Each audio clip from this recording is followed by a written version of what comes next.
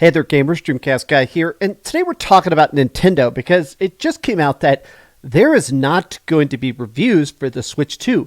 They're not sending out early units, which means that journalists, major websites, YouTubers, influencers, nobody's going to have access to it. So nobody's going to be able to break down the goods and the bads, the features, the battery life, the actual stuff that makes it good. There's also not going to be reviews for any of the launch games, and the reason they said this, I actually think it's a lie, but let's take a look at it. And I also want to just say that the weirdest part of this entire thing is that this is unprecedented. There has never been really any piece of major tech that doesn't have reviews. Even with expensive graphics cards, they send it to tech websites early, or stuff from PlayStation or Xbox. They usually send the consoles and the games early so people can actually see how good it is. It shows a confidence in the product that clearly Nintendo just does not have. They don't want people to even be allowed to talk about it, good or bad. And I have to say that part of the weirdness of this is that a lot of Nintendo fans are celebrating this, saying, the YouTubers were mean, I don't want to see you review. And I find that weird. I am a big believer that the conversation is important. Even when I watch a review, coverage, even if it's something that I feel like their opinions are incredibly bad or unfounded, or they didn't do enough research, or they don't understand the game series, I'm still always interested in other people's takes. And it seems weird that, if anything, Nintendo wants silence. They do not want to allow you to badmouth it before they can sell it, which is, to me, the biggest red flag. But let's take a look. Hi, hope you're having a great day, and if you could please give this video a like and subscribe if you haven't already. Okay, now their official thing is that journalists are not getting Switch 2s before launch until just before launch, so probably 2 or 3 days before launch, due to a massive day one patch, claims the game business. Notably, a recent video on Nintendo Today showed a Switch 2 running firmware 20.1.0. The latest Switch 1 firmware is 20.1.00. So essentially, they're saying, okay, we're trying to make sure that it's finished, that the OS, the operating system, is as good as possible. Now, a lot of people are immediately saying this is BS. There have been major updates to all sorts of games, all sorts of hardwares. I have been reviewing tech and video games now for just short of 10 years. I think I've been reviewing tech now for like 9.5 years, right? When you actually review stuff before launch, if there's glitches and stuff, they tell you. They send you this manual, and there's this big part of the manual for all of it that says known issues of, hey, like stuff like if you try to jump from this save point to this save point, sometimes stuff doesn't work. Like when I was reviewing God of War Ragnarok, there was a big thing that said, hey, changing the difficulty before launch, you have to completely leave the game, go back into it, and it registers. Or when you're reviewing tech, a lot of times people say, okay, don't open like 15 tabs and stuff. We're still working out the final kinks of the multi-threading. There's all sorts of stuff like that. This is the first time I've ever seen where a company is saying, you can't review it because we don't want you to see this update. I truly don't believe it. Now, the Wii U also had a thing where the Wii U had a big day one update, but they still gave out review units. The 3DS, the Nintendo Switch, they gave out Nintendo Switches an entire month before launch. I mean, a lot of y'all don't remember that now because it's been 8 years ago, but this to me seems sus. Now, I actually saw this tweet from Direct Feed Games, and I feel like it's brilliant.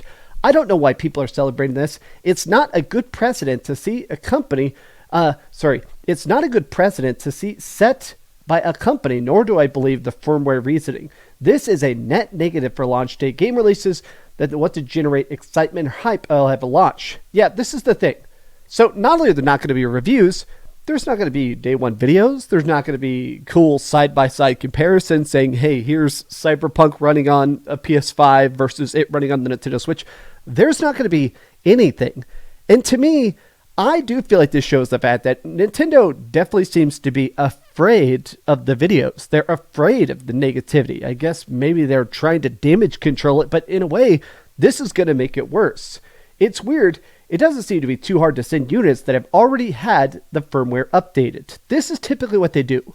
If you're trying to send something out, a lot of times what they'll do is, hey, we're going to update it at the lab, and they'll tell you. A lot of times I've gotten stuff like some retro handhelds, stuff I've reviewed in the past. They would actually tell you like, hey, we're trying to rush a patch. We're doing something for launch.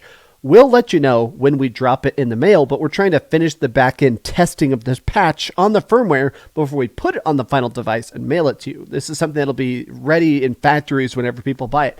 There is ways to do this that clearly this shows that either the firmware is really not ready, even though it's coming out here in 2 weeks, or they're lying.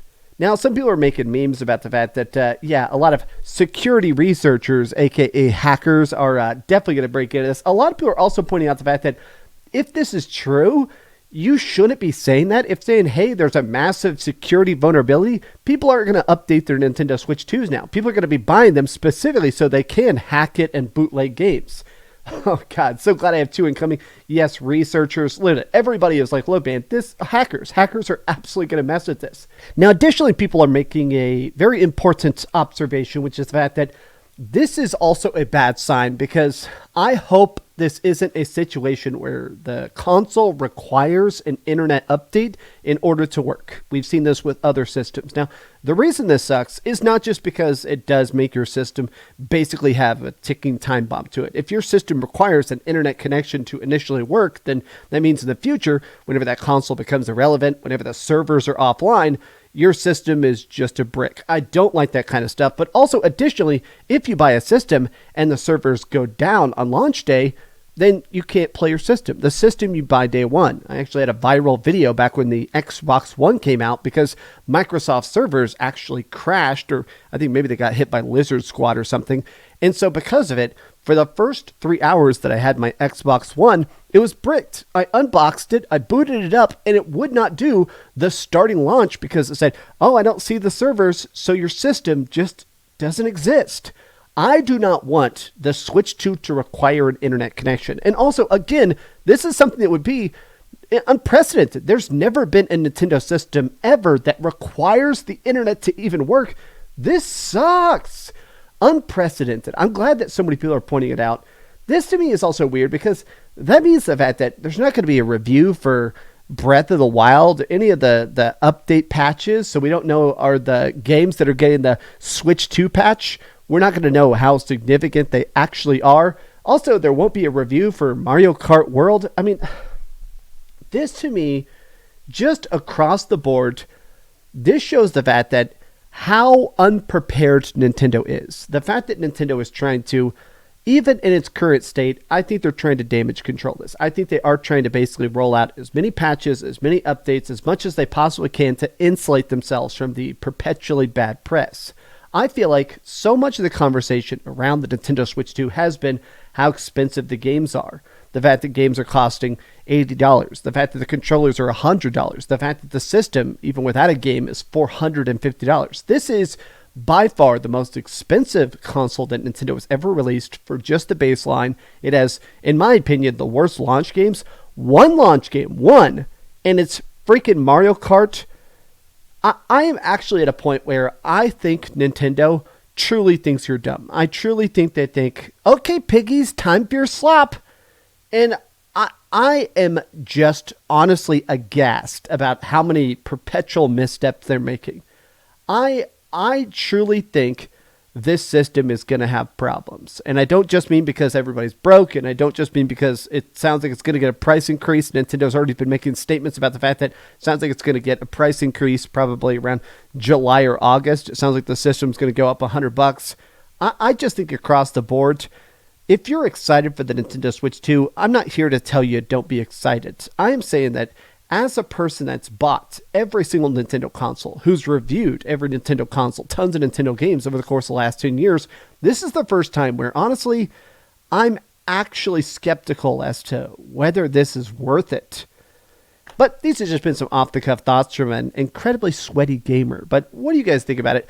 Are you excited for the Nintendo Switch 2? And how do you feel about this, busted launch we're about to experience? Tell me your thoughts in the comments down below. And if you could, please give this video a like and subscribe if you haven't already. And please keep dreaming. Thanks so much for watching that video. If you want to see something else, you can always click this link to see what I put up last, or, subscribe and see what's coming up next. Also, I promise that whatever I do, it'll try not to suck.